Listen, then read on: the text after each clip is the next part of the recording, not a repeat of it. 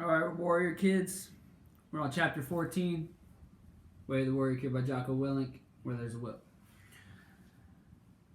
I'm supposed to be making friends with Danny, and I'm really trying. I realize that the biggest problem making friends with him is me and my ego, so I'm doing my best to be nice and really become friends with him. One way to do that was an idea from Uncle Jake. He told me to show Danny my best jiu-jitsu moves. At first, I didn't like that idea not one bit. If I show him my moves, I'll never be able to tap him out. Wrong, Mark. If you show him your moves, he'll learn to defend them. Once he knows how to defend them, they won't work. And if they won't work, you'll have to use another move to get him, and that will make you better. Also, if you show him your moves, he will most likely show you his. Then you can defend against his moves, and that will make him better too. And the more moves you both learn to use and defend, the better you will both get. And then it says, and we'll become better friends. And I'll become better at tapping you out. So, even though I didn't really want to, when I got to jiu-jitsu, I went over to Danny and asked, hey Danny, remember when I made you tap with that choke a couple weeks ago? Yeah, he replied. That was a good move. I wish you knew what you did so we could learn it. But you said you didn't really know and just got lucky and squeezed. But it was a tight choke. Well, actually, I do know what I did, I told him. Really? He responded with a surprised look on his face. Yeah, really, I said. It was the only time I'd made you tap, and I figured if I told you how, I wouldn't be able to get you with it again. And you might use it to get me. I thought Danny might be mad, but he just laughed and said, you might be right about that, but if you teach your training partners the moves you know, it makes you better. I know, but I wasn't thinking about any of that. Anyway, the move I got you with was called the loop choke. The loop choke? Danny asked. Yes, the loop choke. It's kind of a tricky move. Let me show you how to do it. At that point, I explained the loop choke to Danny. I showed him where to put his hands and how to place his grip. I even showed him how to trick the person into thinking that they were passing your guard when you were really just about to choke them. Danny loved it. Then Danny said, let me show you the omoplata. The omoplata. This was the move that Danny had done to me before. I faked getting hurt so I wouldn't have to tap. This move was pretty crazy.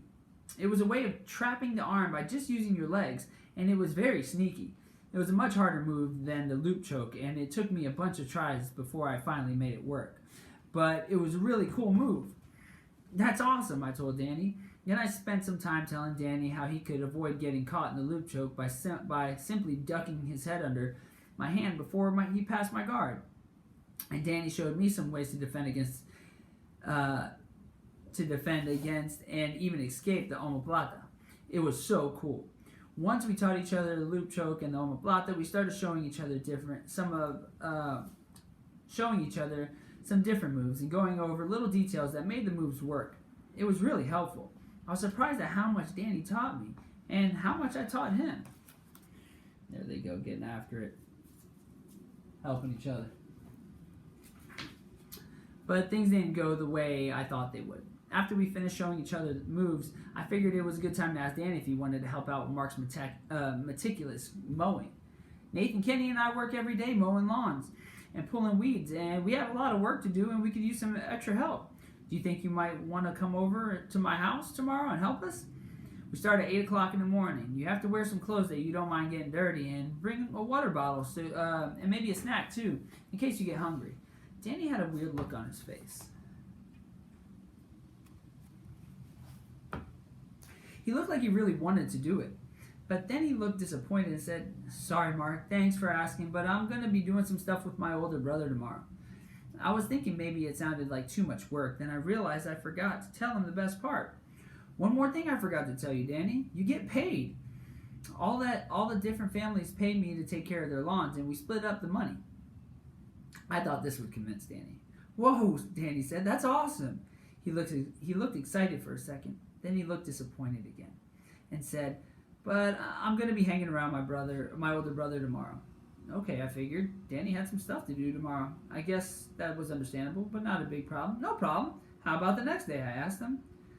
Well, I'll be busy with my brother on that day as well, he answered. What about the day after that?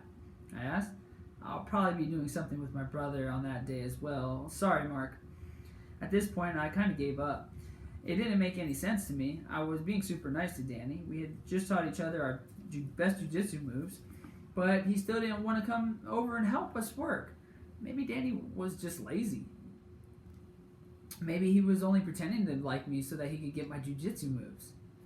It says, there's something awfully strange about this kid. I wasn't sure what the problem was, but it seemed like Danny must have some reason he didn't want to come help us work. Maybe Danny wasn't as nice as he was acting, and I didn't like that one bit.